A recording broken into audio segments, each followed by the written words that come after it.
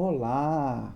Hoje nós vamos falar de habeas corpus, este remédio heróico. E eu quero começar falando com vocês qual é a distinção de medidas liberatórias e o habeas corpus.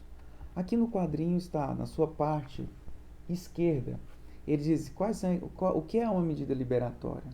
É o relaxamento da prisão, é a liberdade provisória, é a revogação da prisão preventiva ou de uma outra medida cautelar diversa da prisão. Essas medidas liberatórias, essas petições liberatórias, elas são direcionadas ao juiz da causa. Ela é feita diretamente ao juiz processante dentro da mesma relação jurídica processual. O habeas corpus, por sua vez, não é um pedido dentro do próprio processo, ou seja, dentro da mesma relação jurídica processual. Há uma nova relação jurídica processual entre o paciente, entre o impetrante e a autoridade coautora. Você tem que entender uma coisa muito interessante, que se alguém te perguntar que eu disse, eu não vou falar. O juiz é réu. Só para você compreender, o juiz é réu dentro da ordem de habeas corpus, dentro do habeas corpus. Então, lembre-se que o habeas corpus é uma ação originária dos tribunais. Agora eu faço uma pergunta: o habeas corpus pode ser impetrado ao juízo de primeiro grau? Sim, de maneira excepcional. Porque em primeiro grau você utiliza o quê? Você utiliza as petições liberatórias ou medidas liberatórias, como relaxamento, como revogação, como liberdade provisória e medidas cautelares. Agora, no primeiro grau, posso valer do habeas corpus? Perfeitamente. Em quais casos? Trancamento de inquérito, extinção da punibilidade, como por exemplo a prescrição. Agora, lembre-se que nesses dois casos o réu está solto. O réu não está preso. Então, utiliza-se o habeas corpus nessa observação aqui para liberar o preso que está preso ilegalmente, bem como para garantir que ele não seja preso. O habeas corpus, na verdade, é um verdadeiro processo, é uma nova relação jurídica processual. No ponto 2, qual é a natureza jurídica do habeas corpus? Pode ser usado para impugnar decisões judiciais, obviamente. Atos particulares. Olha só, o habeas corpus não é simplesmente um recurso, não é nada disso. O habeas corpus pode ser utilizado o quê? Para atos particulares. Alguém que está dentro de um hospital e exige o pagamento para ele sair. Não pode ser usado, melhor dizendo, após o trânsito em julgado. Não pressupõe relação jurídica processual como recurso. Pode ser requerido pelo paciente, beneficiário ou por qualquer do povo. No ponto 3, é importante a gente dizer do interesse de agir. O texto constitucional ele exige que alguém sofra ou se ache ameaçado de sofrer violência, a coação à sua liberdade de locomoção ou por abuso de poder mediante violência ou ameaça. Não cabe habeas corpus se a ameaça for hipotética. Qual ameaça hipotética? É proibido dirigir embriagado. Quem for encontrado dirigindo embriagado vai sofrer uma prisão em flagrante. Aí antes de eu andar, antes de eu estar preso, eu entro com um habeas corpus preventivo. Hipoteticamente, não é possível você se valer-se de um habeas corpus. Não cabe, a súmula 693 diz que não cabe habeas corpus contra decisão condenatória a pena de multa, ou relativa a processo em curso por infração penal a que a pena pecuniária seja única, cominada. Agora, no ponto 4, você tem que entender que o habeas corpus é uma tutela liberatória de ir, de ficar. Por isso que há um alargamento. Impetração contra a instauração de inquérito policial, trancamento do inquérito policial, de uma ação penal em curso. Quais as hipóteses que não cabe habeas corpus? Não cabe habeas corpus. Está escrito aí, quando a infração só é punida com pena de multa, nós acabamos de falar. Perda de cargo com efeito extrapenal específico da sentença condenatória transitada em julgado. Apreensão de veículo, apreensão de animais. Não se entra com habeas corpus para apreensão de animais. Extração gratuita de cópia de processo criminal. Visita a detento. Não cabe ordem de habeas corpus. Suspensão de direito de dirigir. Também não cabe habeas corpus. Não cabe habeas corpus, e isso cai muito em concurso, em relação à punição disciplinar militar, conforme o artigo 142, parágrafo 2º, para impugnar decisões de improcedência das exceções, incompetência, ilegitimidade de partes, litispendência coadjugada. Vejam você que esse ponto 5.9, para impugnar decisões de improcedência das exceções. Porque se for procedente, cabe o recurso em sentido estrito. Com relação ao interesse, cabe HC para reconhecimento de nulidade de processo em que a pena imposta já foi cumprida? Não. Nós temos uma súmula a respeito disso, 695 do STF. Não cabe habeas corpus quando já extinta a pena privativa de liberdade. E no ponto 6, o habeas corpus usado como substitutivo de recurso. Isso foi muito utilizado, mas tome muito cuidado. Hoje o STF não admite. O que acontecia? A pessoa impetrava um habeas corpus no TJ, por exemplo. Havia uma negativa. Para andar mais rápido, ele impetrava um novo habeas corpus substitutivo do recurso ordinário constitucional para o STJ. Isso era muito comum. O STF não admite mais isso.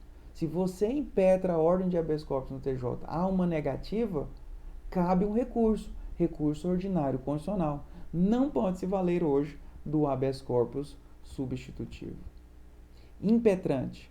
Quem é o impetrante? O impetrante é aquele que pede a concessão do habeas corpus. E o paciente? É aquele que sofre pacientemente preso, esperando que seja solto. É aquele que sofre a violência ou a ameaça de locomoção. Não impede que o impetrante seja também o paciente. É muito comum.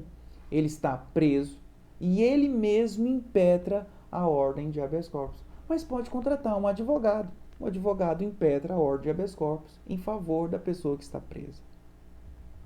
Agora, quem pode ser o impetrante? Qualquer do povo. Qualquer pessoa física ou jurídica. Pessoa jurídica não pode ser paciente, mas pode ser impetrante. O Ministério Público também pode, a favor do paciente. O juiz não pode impetrar a ordem de habeas corpus. Tome cuidado com isso. Mas ele pode conceder ordem de habeas corpus de ofício.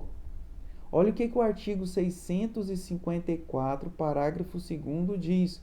Os juízes e os tribunais têm competência para expedir de ofício ordem de habeas corpus. Quem pode ser a autoridade coautora? Pode ser um delegado, pode ser o Ministério Público, que insistiu na instauração de um inquérito policial prescrito, que é atípico. Pode ser um particular? Pode. Pode ser um juiz? Pode. Autoridade coautora. Agora, no ponto 10, quais são as espécies de habeas corpus? Nós temos duas espécies e uma trazida pela jurisprudência. A primeira espécie é um habeas corpus preventivo. Há uma ameaça, há a iminência de ser preso. E o que vai acontecer? Você vai pedir o quê? O chamado salvo-conduto. Então você entra com habeas corpus preventivo. Você está sofrendo uma investigação criminal e você acredita que a qualquer momento você pode ser preso. O que acontece? O que vai acontecer? Você vai entrar com um habeas corpus e um pedido de quê? De salvo-conduto. E você vai pegar esse salvo-conduto e colocar no seu bolso. Aconteceu qualquer coisa, você apresenta o salvo-conduto. Então, um exemplo aqui, juiz que determina a investigação para comparecer ao Instituto de Criminalística, a fim de submeter a um exame grafotécnico, impondo o dever de fornecer material para a comparação. Isto não pode. Você entra com um habeas corpus preventivo, porque você vai entender que o juiz, se você não respeitar, o juiz vai te prender. Não basta um risco hipotético. Não precisa um risco hipotético. Não basta um risco hipotético. O risco hipotético por si só não cabe a HC preventivo, como eu já disse para vocês. Letra B. Nós temos também o habeas corpus repressivo ou liberatório. Esse é o mais comum. A pessoa está presa. Você impetra a ordem de habeas corpus e, ao mesmo tempo, dentro da sua ordem de habeas corpus, no seu pedido, você pede um alvará de soltura. O artigo 660 bem fala sobre isso. Então, o que acontece? Você impetra a ordem de habeas corpus para você tirar o corpo da pessoa que está presa, que está encarcerada. E letra C, trazido pela jurisprudência, é o habeas corpus suspensivo. Olha o que eu escrevi aqui. É aquele impetrado quando existe efetiva determinação de prisão, mas que a ordem não foi cumprida. O juiz determinou uma prisão preventiva, mas ainda não cumpriu a ordem. O que vai acontecer? O juiz, você vai pedir, a observação, você pede a ordem de habeas corpus suspensivo para que tenha expedido o contramandado de prisão. O contramandado de prisão. Trata-se de uma criação jurisprudencial. Você pode pedir liminar? Sim. Agora você tem que entender uma coisa. A liminar, ela não está prevista na lei de habeas corpus. Ela não está prevista na lei de habeas corpus, mas está prevista na lei de mandado de segurança, que é o artigo 7º, inciso 3 da lei 12.016 de 2009, que é o mandado de segurança. Agora, quando você pede uma liminar, quem vai julgar vai ser o relator. Se ele concede ou não é outra coisa, mas quem vai julgar é o desembargador, né, nos TJs, o desembargador relator. Decidindo ou não pela liberação ou pela concessão da ordem habeas corpus, ele remete ao colegiado. Então ele concede a ordem de habeas corpus, vai ao colegiado. Nega a ordem de habeas corpus, também vai para o colegiado. Você tem que entender isso.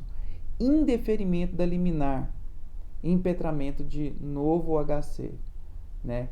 Eu já falei para vocês, né? Prevalece de modo a evitar supressão de instância. Não ser possível em regra o conhecimento de HC impetrado contra a decisão do relator que indeferir a liminar. O relator indeferiu a liminar, eu posso impetrar um novo HC? Em regra, não. Agora, nós temos uma súmula 691 falando nisso. Não compete ao Supremo Tribunal Federal conhecer de habeas corpus impetrado contra decisão de relator, que em habeas corpus requerido ao Tribunal Superior indefere a liminar. Existe uma excepcionalidade quando a decisão é flagrantemente irregular. Pode-se valer de um habeas corpus. No ponto 13, o efeito extensivo do habeas corpus. O habeas corpus pode ser estendido a outra pessoa? Sim, desde que os motivos não sejam de caráter exclusivamente pessoal. Esse efeito, ele é um efeito do recurso, mas que também é aplicado à ordem de habeas corpus. Intervenção das partes. Em segunda instância, não há necessidade de oitiva do Ministério Público. Em primeiro grau, não tem qualquer previsão. Características do habeas corpus. Não tem custas, não tem sucumbência, não tem necessidade de capacidade postulatória, não gera coisa julgada e não tem prazo, diferentemente do recurso que tem prazo. Requisitos da petição do habeas corpus: nome do paciente, motivo do habeas corpus, assinatura do impetrante. Lembre-se, vocês, que é muito importante. A assinatura do impetrante é requisito indispensável sob pena de não conhecimento do habeas corpus. Não admite habeas corpus, ou melhor dizendo, pedido anônimo ou apócrifo. Espécie de constrangimento preventivo, liberatório ou suspensivo. E, eventualmente, documentos que você acha necessários, importante estar dentro do seu habeas corpus. O habeas corpus, você tem que entender que você tem que trazer provas pré-constituídas. Não admite dilação probatória. Vamos ouvir testemunhas. Nada disso. O habeas corpus tem que trazer provas documentais, provas já pré-constituídas, pois o seu procedimento ele é sumaríssimo. Pois bem, nós falamos para vocês aqui da técnica, do que é o habeas corpus. Agora eu vou trazer uma técnica especificamente simulada como você deve impetrar uma ordem de habeas corpus. Então eu vou fazer uma apresentação do caso e vou fazer uma simulação aqui. A apresentação do caso concreto feito aqui. Rogério Cury foi preso, acusado pela prática de crime de apropriação indébita, no artigo 168. Ele teria se apropriado indevidamente do celular do professor Cristiano Rodrigues, que apenas lhe emprestou o aparelho.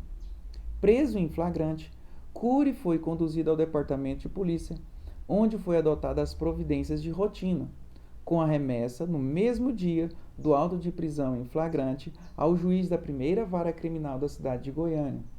A autoridade judiciária homologou o auto, convertendo-a em prisão preventiva, sobre o fundamento de que Cury é um risco social, já que o fato causou clamor público na PUC Goiás. Diante da decretação da prisão, a defesa apresentou petição ao juízo, impugnando o cárcere, pois Cury é primário, ele tem bons antecedentes, residência e emprego fixo.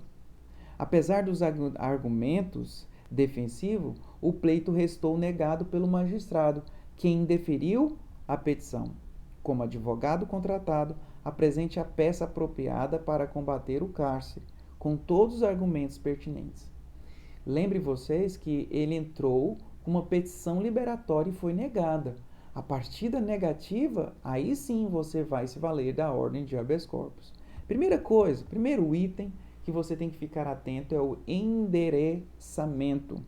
A competência para julgar o habeas corpus é definida a partir da autoridade coautora. Quem está coagindo? Quem é o juiz que negou a petição liberatória? Essa é a pergunta.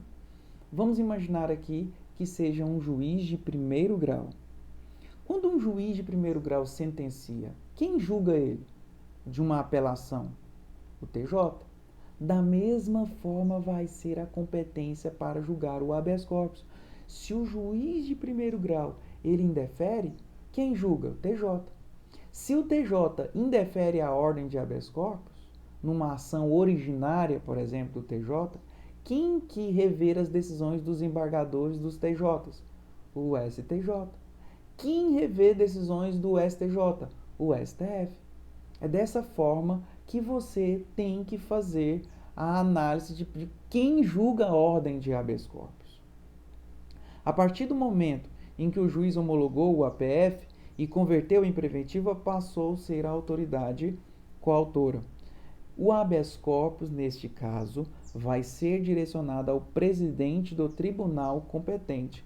Você vai colocar em caixa alta: Excelentíssimo senhor doutor desembargador presidente do Egrégio Tribunal de Justiça do Estado de Goiás. Esse é o direcionamento. O espaçamento de 5 linhas. Aqui você vai fazer um apontamento. No nosso caso específico, como foi preso em flagrante, você vai colocar o número do APF. Agora, não se esqueça, nós não podemos, numa prova da OAB, identificá-la. Todas as vezes que você tem que colocar um dado e não tem esse dado no enunciado, você vai colocar aspas, 3 pontinhos, aspas. Então você vai colocar APF número, aspas, 3 pontinhos, aspas, nada de identificação. Faz um espaçamento de uma linha e depois você vai para o preâmbulo. Preâmbulo, conteúdo. O que tem que ter dentro do preâmbulo? O impetrante. Normalmente o HC é impetrado pelo próprio advogado. O nome dele que atua em favor do cliente. B. Nome jurídico da peça. Nós temos 2 nomes jurídicos, ordem de habeas corpus ou ação de habeas corpus. Eu, particularmente, gosto de utilizar ordem de habeas corpus.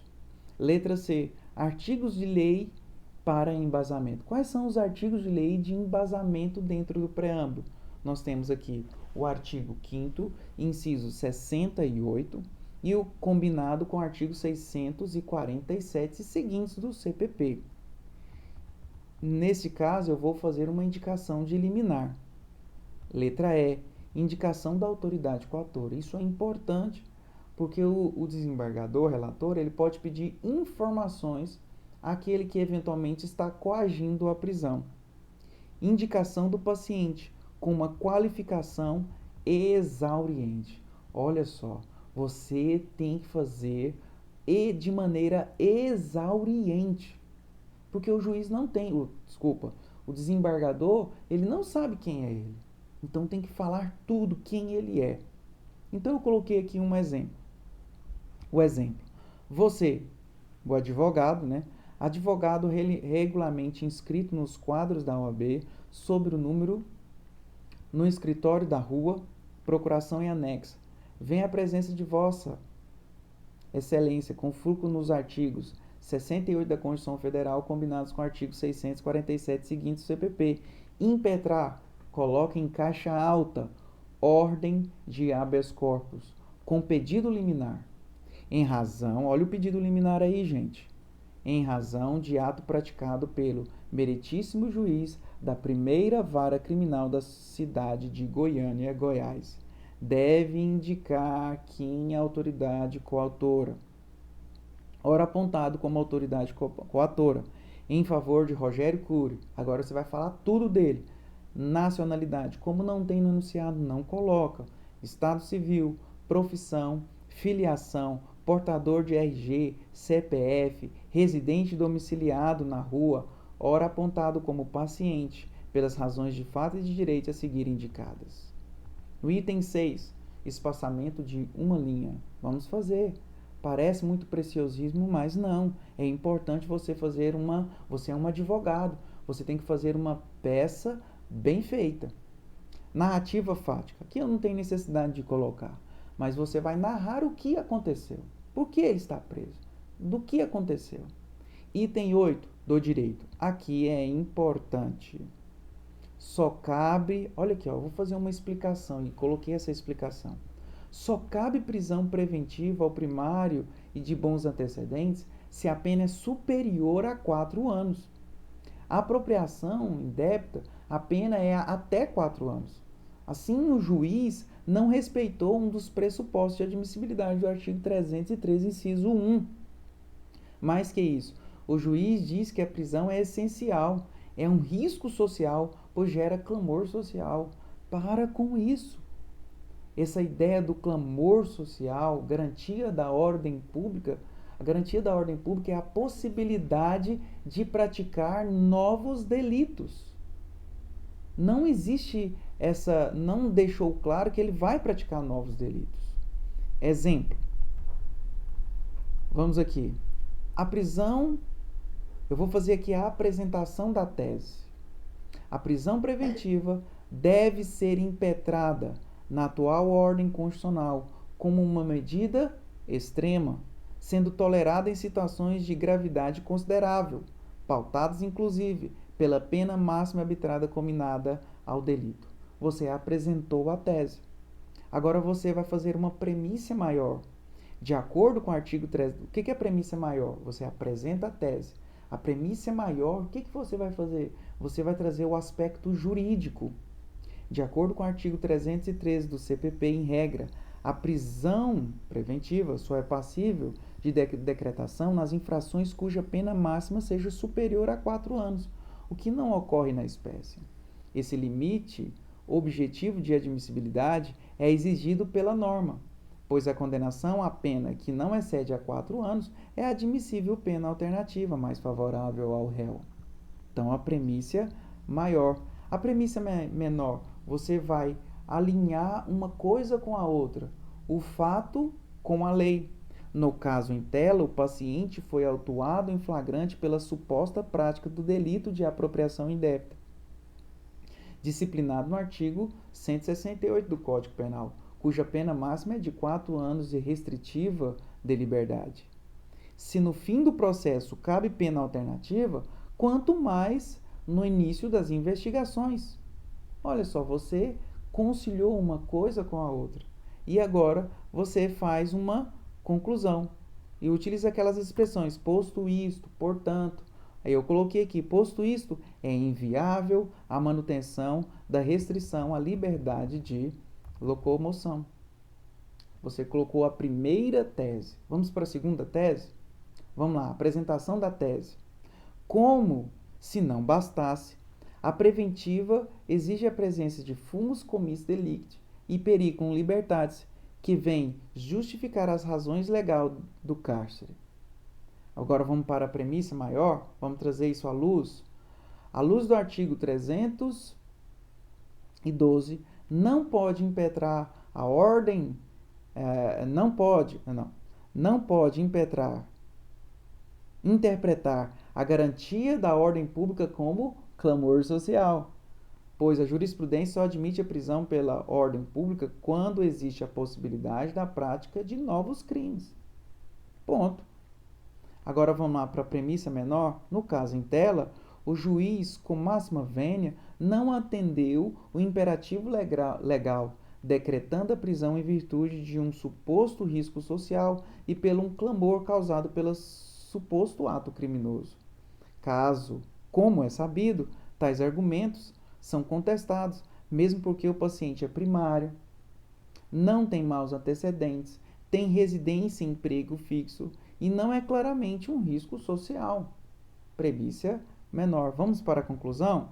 Olha só, assim, não resta dúvida que a liberdade é uma exigência ao caso, não só pela impossibilidade objetiva da conversão da prisão, como também pela absoluta dissonância com as hipóteses legais de admissibilidade da preventiva. Então você colocou duas grandes teses para o desembargador relator rever tudo isso. Item espaçamento. Item 10.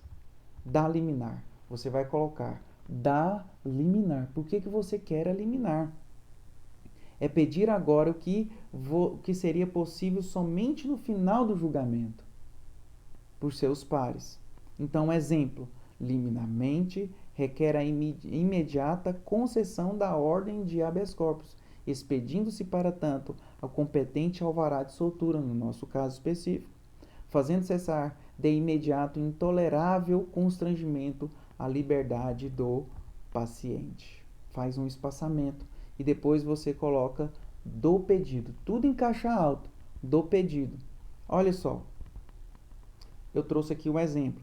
Diante o exposto e que em base no artigos 5º, inciso 68 da Constituição Federal, combinado com o artigo 647 seguintes do CPP, requer a oitiva da douta Procuradoria de Justiça na condição de custos legis para que apresente parecer. Então, você aqui no primeiro grau é o Ministério Público, no TJ são os procuradores de justiça. 2. A requisição de informações ao meritíssimo juiz da primeira vara criminal da comarca de Goiânia, Goiás, ora apontado como autoridade coatora. 3. A conformação do mérito da liminar pleiteada, para que consolide a ordem de habeas corpus pretendida como medida da mais inteira justiça, com o respectivo alvará de soltura. Não se esqueça do alvará de soltura. Ponto 3, espaçamento. 14, autenticidade. Então você vai colocar Goiânia, como não tem dia, mês, ano, sempre, aspas, 3 pontinhos, aspas. Advogado. Vai colocar o nome? Não. OAB número? Também não coloque o nome. Eu vou deixar aqui com vocês um caso simular, uma simulação de um caso. Eu vou ler e vocês vão, se vocês desejarem, fazer essa simulação. No dia 10 de fevereiro de 2020, Zé Henrique saiu com outros amigos para festejar o aniversário de 21 anos de Pedro Faleiros, empresário do ramo de cosméticos muito conhecido pela alta sociedade da cidade de Goiânia por realizar grandes festas. O aniversariante, na ocasião, alugou um salão no bairro Feliz, que fica próximo à Praça da Bíblia desta mesma cidade. Conforme testemunha, a festa foi regada com bebidas e muitas pessoas, perdurando aproximadamente até 6 horas da manhã do dia seguinte. Ocorre que Zé Henrique, residente domiciliado no bairro que foi realizada a festa, ao sair da mesma, rumo à sua casa, por volta das 4 horas da manhã, foi abordado por policiais militares e conduzido à central de flagrante dessa capital para a lavratura do APF, pelo crime de furto de 2 notebooks que se encontravam próximo à mesa de som, no interior do salão, pertencente a Pedro Faleiro, encontrados na mochila do flagrado. Conforme relato da polícia militar, 2 notebooks foram furtados no interior do salão, com valor aproximado de R$2.000 cada um deles. Na ocorrência, a polícia militar conduziu Zé Henrique à central de flagrante, que em 24 horas apresentou o mesmo ao juízo da audiência de custódia. Na audiência de custódia, o flagrado alegou que a mochila pertencia a ele, mas que não sabia que tinha 2 notebooks. O juiz, por sua vez, converteu a prisão em flagrante em preventiva, alegando que o flagrado é pessoa que perturba a ordem pública, principalmente porque os convidados e familiares da vítima ficaram muito amedrontados com o fato. Inclusive, relata-se que a vítima encontra-se atordoada de tal forma que não tem saído com os demais amigos ou outras festas. Coronavírus.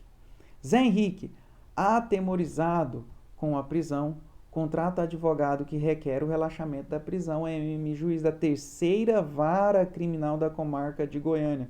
Contudo, o magistrado negou o pedido, embora seja primário de bons antecedentes, alegando ser pessoa perigosa. Durante a tramitação do pedido de relaxamento da prisão, o Ministério Público ofereceu uma denúncia recebida pelo juiz da terceira vara criminal, juiz prevento pela negativa da medida liberatória, como advogado da parte presa, no qual teve o pedido de relaxamento de prisão negado, elabore a peça adequada para ver o acusado respondendo o processo em liberdade. Faça tudo o que a gente tratou do exemplo posterior, com liminar, com pedidos, tudo de maneira com o direcionamento correto. Bom trabalho a todos vocês.